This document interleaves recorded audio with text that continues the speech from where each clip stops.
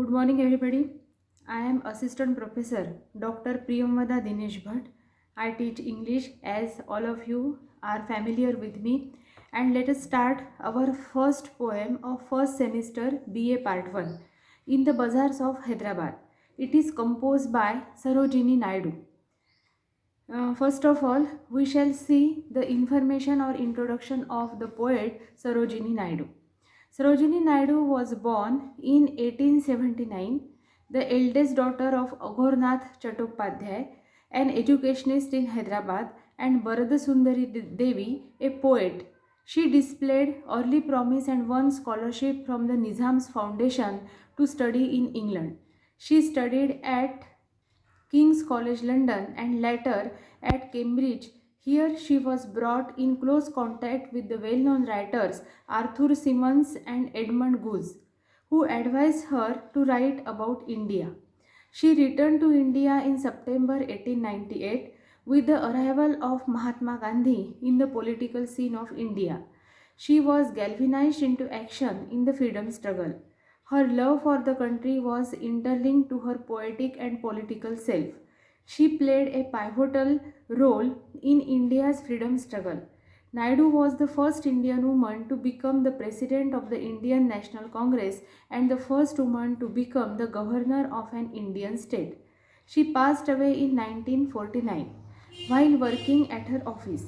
She is commemorated with her name, adorning several schools and universities in India.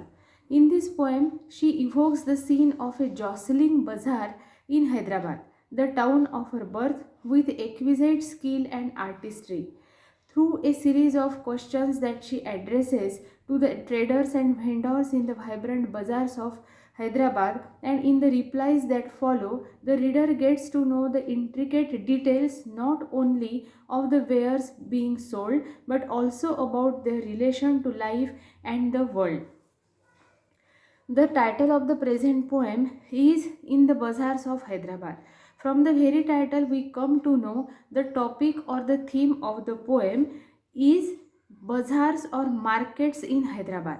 Hyderabad is a birthplace of the poet, and so that she has beautifully described the bazaars or the market in Hyderabad, a typical Indian market in Hyderabad. And whatever she is addressing to the sellers and the answers those follow, they show us the different kinds of wares, goods, and their relation to the life itself. Then it is a typical pre-independence Indian market. In those days, goods were manufactured in foreign countries and they were asked to boycott by Mahatma Gandhi. The Swadeshi movement was introduced. The British government banned the publication of Indian newspapers also.